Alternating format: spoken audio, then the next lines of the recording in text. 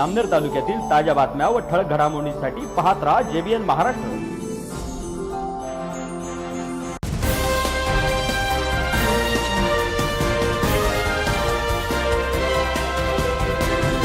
नमस्कार, मी ललिता गोपाळ। पाहूया काही ठळक वृत्त। मराठा क्रांती मोर्चाच्या मुंबई येथे 9 ऑगस्ट रोजी होऊ घातलेल्या मराठा महामोर्चाच्या पार्श्वभूमीवर जामनेर तालुक्यातील सकल मराठा समाज बांधवांच्या विद्यमाने शहरातून भव्य मोटारसायकल रॅली काढण्यात आली। या प्रसंगी मराठा बांधवांनी दिलेल्या घोषणांमुळे जामनेर शहर दणाणून गेले होते।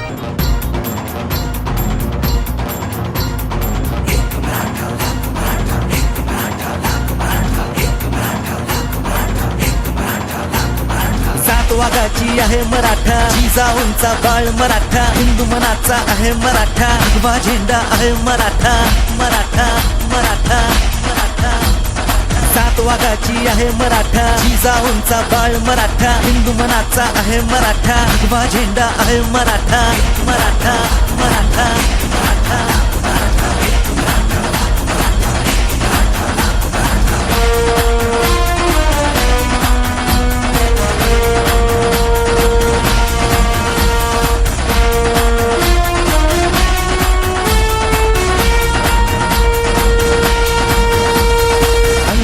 कोणी आले शिंगावरती घेऊ, मावळे शिवबाचे भगव्यासाठी जीव देऊ।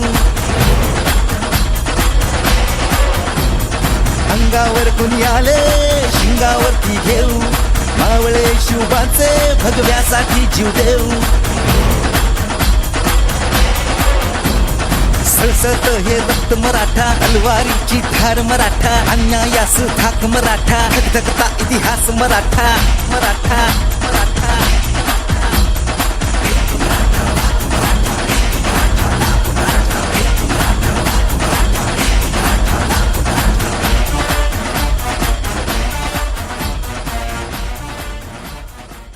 आज संपूर्ण जामनेर शहरामध्ये मराठी क्रांती मोर्चा हा काढण्यात आला।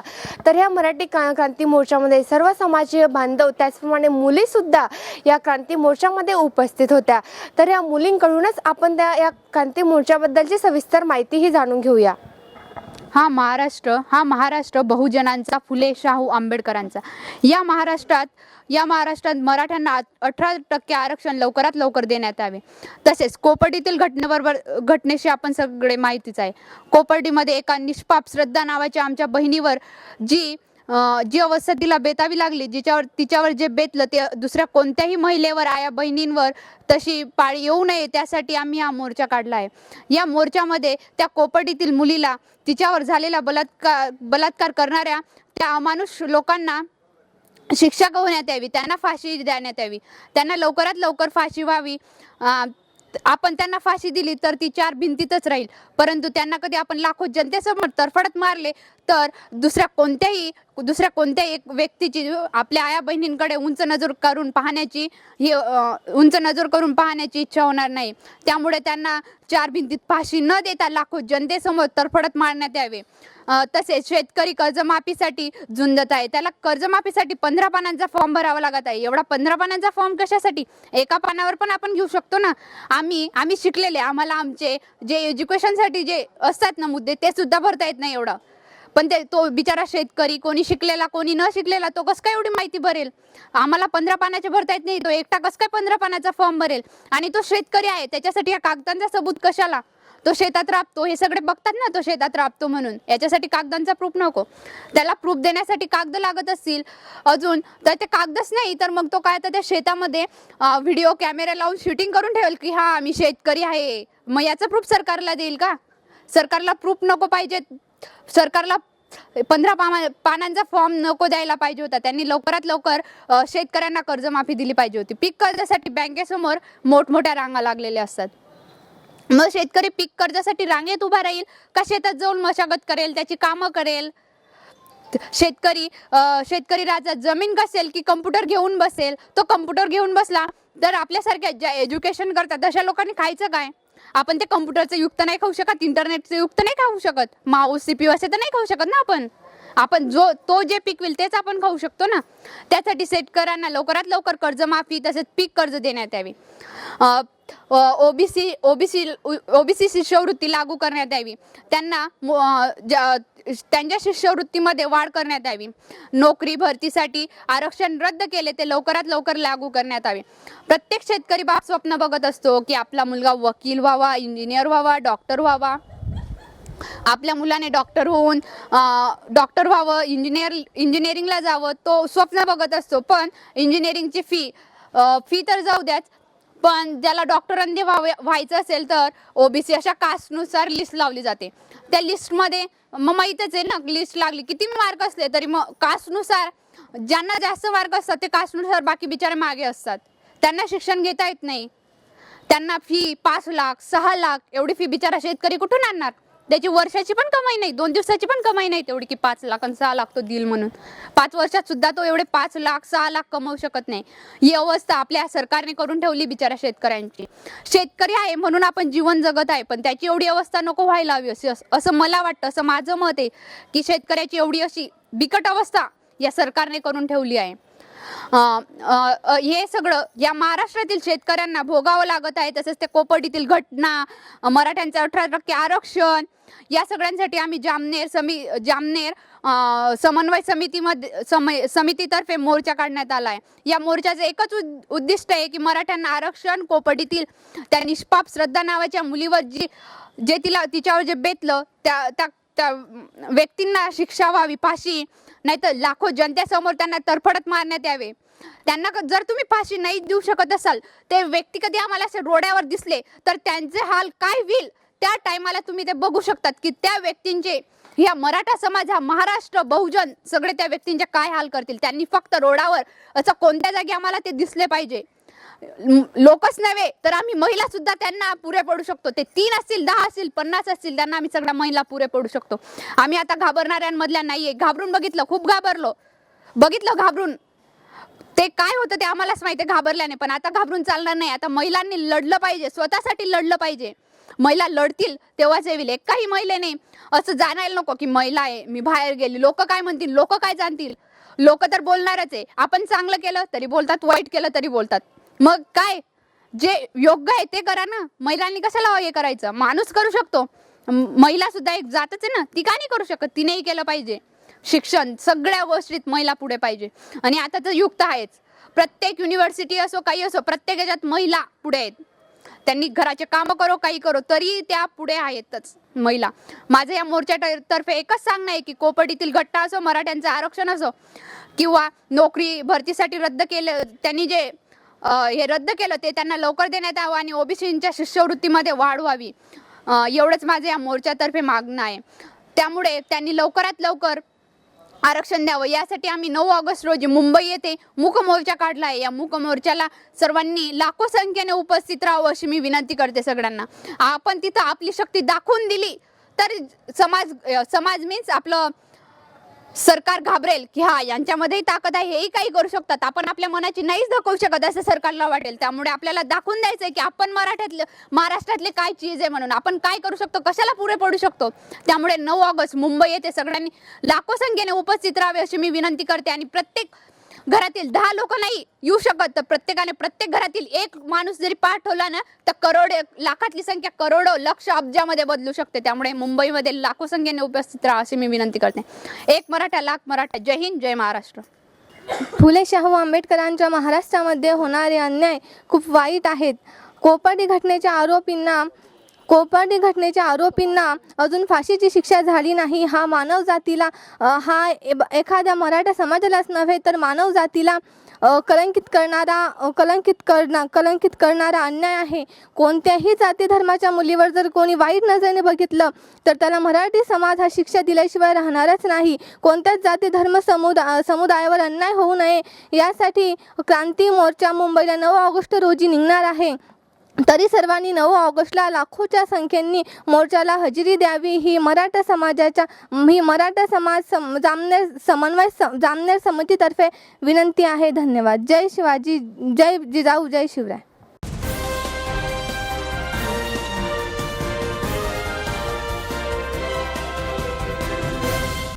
संपूर्ण असलेले जामनेर तालुक्यातील चिंचोली पिंपरी हे गाव आता डिजिटल क्रांतीच्या दिशेने गरुड झेप घेत आहे.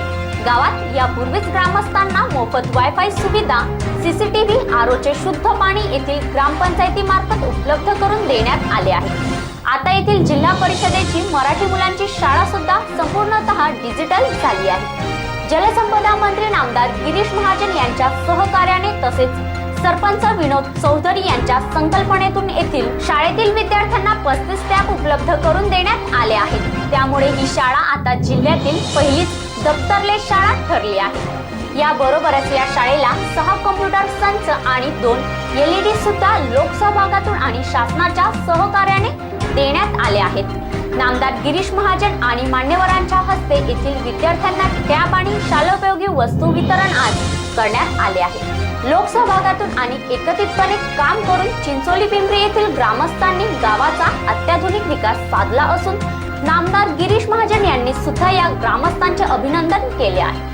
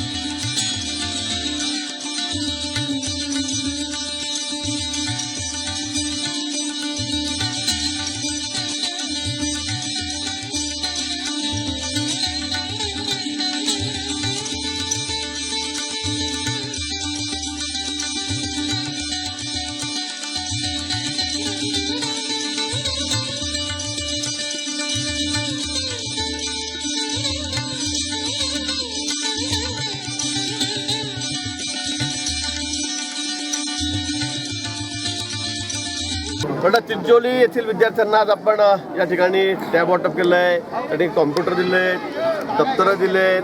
मला वाटतं शाळेसाठी जे लागणारे सगळे जे साहित्य आहे ते या विद्यार्थ्यांना या गावकऱ्यांनी या ठिकाणी एकत्रित करून पैसे जमा करून या ठिकाणी दिलेले आहेत. मला वाटतं ही तालुक्यातील सर्वात आदर्श शाळा ठरेल.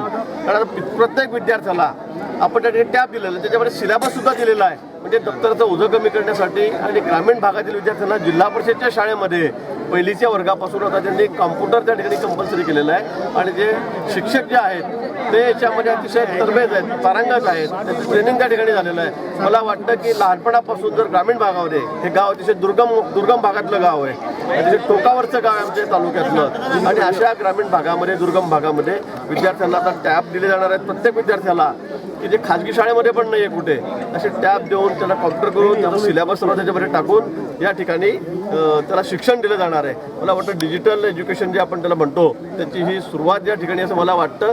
मला याचा आदर्श सर्व शाळांनी या ठिकाणी घ्यावा. आणि अशा पद्धतीने विद्यार्थ्यांना, विशेष करून ग्रामीण भागातले जे विद्यार्थी आहेत, अतिशय मजूर वर्गातले त्या ठिकाणी सगळे विद्यार्थी आहेत. मजूर वर्गात त्याचे पालक जे आहेत ते मजुरी करतायत, अल्पभूधारक शेतकरी आहेत. आणि अशा विद्यार्थ्यांना मला वाटतं की ते जामनेरला सुद्धा आणि तालुक्याच्या ठिकाणी असं शिक्षण, असे टॅब त्या ठिकाणी देऊन त्यांना शिकवलं जाणार आहे. सगळे गावकरी, त्या गावचे सरपंच आहेत, ते सर्व विशेष जातीने लक्ष घालत आहेत. आणि त्यांनी पुढाकार घेऊन लोकवर्गणीमधून आणि काही थोडे शासनाचे पैसे, परंतु लोकांचा सहभाग गावकऱ्यांचा त्याच्यामध्ये मोठा आहे. CSRच्या माध्यमातून काही पैसे त्या ठिकाणी टाकले गेलेले आहेत. आणि अशा पद्धतीने या ग्रामीण भागातील, दुर्गम भागातील विद्यार्थ्यांना प्रशिक्षित करण्याचं काम, डिजिटल एज्युकेशन देण्याचं काम या ठिकाणी हे गावकरी आणि शिक्षक करत आहेत. त्यांचं मनापासून त्या ठिकाणी मी खूप खूप अभिनंदन करतो. आणि त्यांचं अनुकरण इतर शाळांनी करावं असं आव्हान मी सर्वांना या ठिकाणी करतो. आपल्यासोबत या ठिकाणी चंदू बावस्कर सर उपस्थित आहेत. त्यांच्याकडून आपण याबद्दलच्या काही प्रतिक्रिया जाणून घेऊया. आज अत्यंत चांगला असा उपक्रम महाराष्ट्राचे जलसंपदा मंत्री माननीय नामदार गिरीश महाजन यांच्या शुभहस्ते झाला.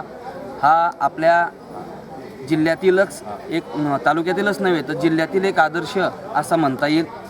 चिंचोलीचे सरपंच माननीय विनोद भाऊ चौधरी यांनी एक चांगला पायंडा असा पाडला की आपल्या खेड्यातील विद्यार्थी हा चांगला शिकला पाहिजे, त्याला शिक्षणाची आवड लागली पाहिजे आणि हे शिक्षण अत्याधुनिक पद्धतीने झालं पाहिजे.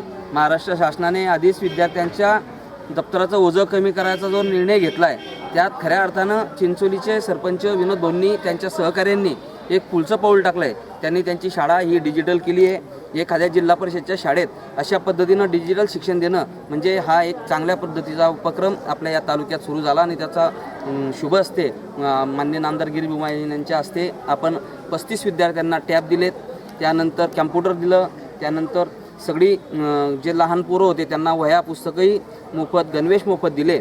हा एक चांगला उपक्रम आपल्या या तालुक्यात सुरू झाला आहे। याचाच आदर्श सगळ्या गावाच्या लोकांनी जर घेतला आणि कशा पद्धतीनं आपण याचं कामकाज करतो याच्या पद्धतीचं जर का मार्गदर्शन केलं तर मला असं वाटतं की जिल्हा परिषदच्या शाळांकडे जो ओघ आता कमी झाला आहे तो वाढू शकतो। कारण आता जर का आपण पाहिलं तर खाजगी शाळांमध्ये त्यातल्या त्यात इंग्रजी माध्यमाच्या शाळांकडे जाण्याचा ओघ जास्त सुरू झाला आहे आणि म्हणून जिल्हा परिषदच्या शाळेतही चांगलं शिक्षण दिलं जाऊ शकतं, अशा पद्धतीची सुविधा दिल्या जाऊ शकतं। हा एक आदर्श या निमित्ताने आपल्या समोर ठेवलेला आहे। त्या गावकऱ्यांचं पाहिजे तितकं कौतुक हे कमीच होईल। त्यांना मी पुनश्च त्यांच्या या कामासाठी त्यांना शुभेच्छा देतो आणि भाऊंनी ज्या पुढाकाराने जे मार्गदर्शन यांना दिलं तसंच सगळ्याकडून ते आपण होईल अशी अपेक्षा व्यक्त करतो। धन्यवाद। माननीय नामदार गिरीश भाऊ महाजन यांच्या राहत्या घरी एकंदरीत जामनेर तालुका हा भाऊंचा एक परिवार आहे आणि या परिवाराचा एक सदस्य आमच्या गावचं चिंचोली पिंपरी या गावी आमच्या गावाचे लोकप्रिय सरपंच इनत भाऊ चौधरी यांनी असा आगळा वेगळा या ठिकाणी उपक्रम या ठिकाणी राबवलेला आहे। कारण या धावत्या जगामध्ये आपल्या इंग्रजीचं ज्ञान असलं पाहिजे आणि आधुनिक शिक्षणाची काळाची गरज लक्षात घेता त्यांनी स्वतः पुढाकार घेऊन त्या ठिकाणी सर्व विद्यार्थ्यांना त्याचं वाटप या ठिकाणी केलेलं आहे आणि हा आदर्श डोळ्यासमोर ठेवून सर्व ग्रामपंचायत ते सरपंच असतील, जे पुढारलेले लोक असतील त्यांनी याचा आदर्श घ्यावा आणि तो आदर्श लोकांसमोर जावा या हेतूने या ठिकाणी आम्ही जलसंपदा मंत्री माननीय गिरीश भाऊ महाजन यांच्या राहत्या घरी या टॅबचं अर्पण त्या आमदारांच्या हस्ते आपण जलसंपदा मंत्र्यांच्या हस्ते या ठिकाणी केलेलं आहे। ठिकाणी चिंचोली येथील शिक्षक उपस्थित आहे, आपण त्यांच्याबद्दलच्या काही प्रतिक्रिया येथील जाणून घेऊया। सर्वप्रथम मी माननीय आदरणीय नामदार गिरीश भाऊ महाजन यांचे आभार मानतो। तसेच आमच्या गावातील सरपंच श्री विनोद भाऊ चौधरी यांचेही मी मनापासून आभार मानतो की त्यांनी आमच्या शाळेसाठी शाळा डिजिटल करण्यासाठी त्यांनी विद्यार्थ्यांना टॅब तर त्याचप्रमाणे कॅम्प्युटर LED दिल्या।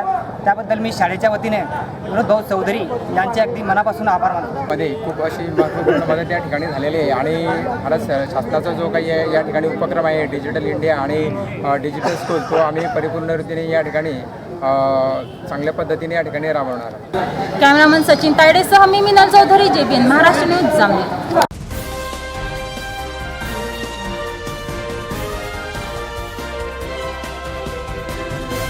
राज्य शासनाने होमगार्ड बांधवांची सेवा समाप्त करण्याचे आदेश नुकतेच दिले आहेत। या पार्श्वभूमीवर जळगाव जिल्ह्यातील होमगार्ड बांधवांवर सुद्धा बेरोजगारीची कुऱ्हाड कोसळणार आहे। त्यामुळे जिल्ह्यातील होमगार्ड संघटनेच्या बांधवांनी त्यांची सेवा समाप्त न करता त्यांना अखंडपणे सेवेत ठेवावे म्हणून नामदार गिरीश महाजन यांच्याकडे निवेदनाद्वारे साकडे घातले आहे। पोलिसांच्या खांद्याला खांदा लावून काम करणारे होमगार्ड कर्मचारी यांना अचानक असे कामावरून समाप्ती दिलेली आहे व निवेदन देण्यासाठी एक कर्मचारी नामदार गिरीश महाजन यांच्याकडे निवेदन हे देण्यासाठी या ठिकाणी जमलेले आहे। आपण त्याबद्दलची अधिक माहिती त्यांच्याकडून जाणून घेऊया। आम्ही पूर्ण महाराष्ट्राचे होमगार्ड कर्मचारी या नात्याने बोलत आहोत। त्याचप्रमाणे जवळजवळ महाराष्ट्राच्या 2000 JRच्या प्रमाणे होमगार्ड शासनाने आम्हाला ताबडतोब स्थगिती दिलेली आहे। काय आम्हाला बंदोबस्त मिळत नाही, परेडी मिळत नाही आहे आणि जवळजवळ 10,000 कर्मचारी त्यांनी संघटनेत तातडीत कमी करण्याचा आदेश पारित केल्यामुळे होमगार्ड कर्मचारी जो अन्याय झालेला आहे तो शासनाने आमच्यावर करू नये। आम्ही जी निष्काम सेवा करीत आहे तरी आमच्यावरती शासनाने आम्हाला ज्या पद्धतीने कमी केल्या त्याच पद्धतीने ताबडतोब घेण्यात यावे अशी आमची संपूर्ण महाराष्ट्राच्या होमगार्ड्स, महिला होमगार्ड्स, अधिकारी, पुरुष यांच्यातर्फे आम्ही कळकळीची विनंती करीत आहोत। आम्ही आत्ता आम्ही निवेदन दिलेलं आहे गृहराज्य आपल्या जलसंपदा मंत्री गिरीश महाजनांना दिलेलं आहे, तरी शासनाने आमच्यावर ताबडतोब घेण्याची कारवाई करावी अशी आमची नम्र विनंती। आज इथे आपल्या जिल्ह्यातील सर्व लोक इथे माननीय गिरीश भाऊ महाजन जलसंपदा मंत्री यांच्या बंगल्यावर आलेले निवेदन देण्यासाठी हे भरपूर दिवसापासून फिरत आहे। तरी मागील सरकारने स्थगिती दिली तर त्या निर्णयाची अजून अंमलबजावणी काही केलेली नाही। तरी इथे जमलेले सर्व आमचे बंधू भगिनी यांना अचानक सेवा समाप्ती दिल्यामुळे सर्वांचेच भावना दुखवल्या आहे। तरी येथील सर्व रावेर, यावल, फैजपूर, अंमळनेर, जळगाव येथील सर्व भुसावळ इथं सर्व कर्मचारी अधिकारी सर्व महिला वगैरे सर्व इथे आलेले आहे. तरी त्यांनी आता निवेदन नुकतेच भाऊंना निवेदन दिलेले आहे. तरी सरकारने शासनाने त्यांच्या काहीतरी व्यवस्था करावी एवढी आम्ही विनंती करतो सर्व. कॅमेरामन सचिन तायडेसह मी मिनल चौधरी, JBN महाराष्ट्र न्यूज, जामनेर.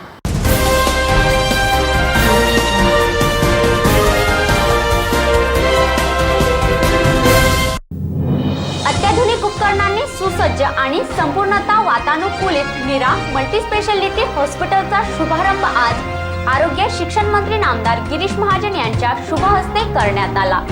जामनेर शहरातील जळगाव रोडवर मीरा मल्टीस्पेशालिटी हॉस्पिटल बांधण्यात आले असून निष्णात डॉक्टर बांधव येथे रुग्णांना सेवा देणार आहेत. रुग्णांनी आरोग्य सेवेचा लाभ घेण्याचे आवाहन डॉक्टर आशिष कुमार वाघ, डॉक्टर दीप्ती वाघ आणि डॉक्टर सुभाष पवार, डॉक्टर शैलजा पवार तसेच डॉक्टर KV शंकरदास यांनी केले आहे. नवीन मीरा हॉस्पिटल या ठिकाणी नुकतेच मीरा हॉस्पिटलचे उद्घाटन हे झालेले आहेत व आपल्यासोबत या ठिकाणी मीरा हॉस्पिटलचे डॉक्टर मिस्टर आशिष वाघ या ठिकाणी उपस्थित आहेत. आपण त्यांच्याकडून काही प्रतिक्रिया जाणून घेऊया.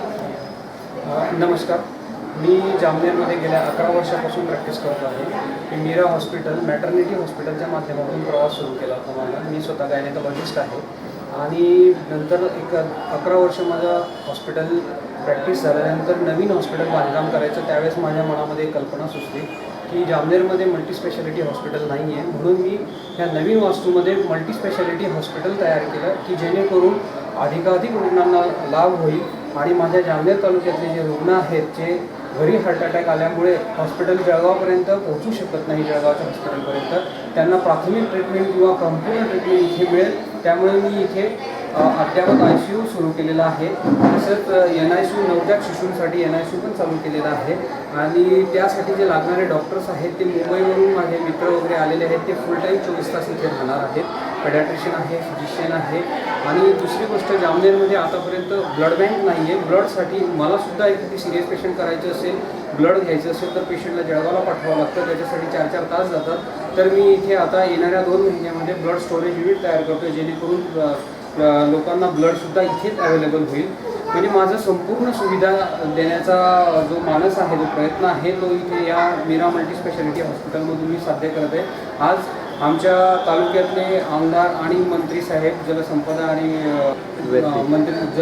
वैद्यकीय मंत्री साहेब गिरीश महाजन साहेबांच्या हस्तून आज उद्घाटन झालं. ते आले तिथे, मला त्यांनी उपकृत केलं. मी त्यांचा खूप आभारी आहे. त्यांच्याच पावलावर पाऊल ठेवून जे जनसामान्यांना, गोरगरिबांना सर्वात जास्त सुविधा कमी पैशामध्ये कशा मिळतील आणि जनतेपर्यंत सगळ्या गोष्टी कशा पोहोचतील त्याचाच मी प्रयत्न करेन. धन्यवाद. तर आपण पाहिलं, डॉक्टरांनी आपल्याला याबद्दलची संपूर्ण माहिती दिलेली आहे व त्याचप्रकारे त्यांनी या ठिकाणी विविध डॉक्टर्स या ठिकाणी कार्यरत आहेत. विविध आजारांवर ठिकाणी पहिल्यांदा जामनेर तालुक्यात होणार असे आश्वासन ते या ठिकाणी देत आहेत. त्याचबरोबर मीरा हॉस्पिटलचे उद्घाटन आज झालेले असून एक ऐपाससह मी मिनल चौधरी, JBN महाराष्ट्र न्यूज, जामनेर.